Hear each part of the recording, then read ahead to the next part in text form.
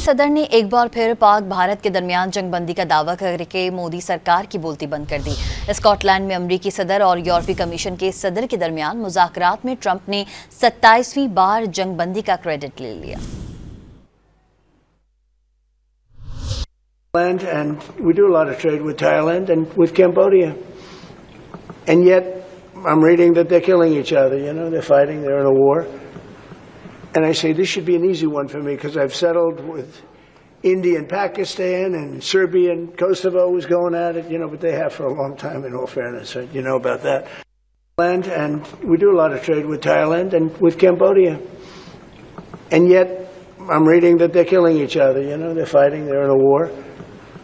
And I say, this should be an easy one for me because I've settled with India and Pakistan, and Serbia and Kosovo was going at it, but they have for a long time, in all fairness, you know about that. And we do a lot of trade with Thailand and with Cambodia.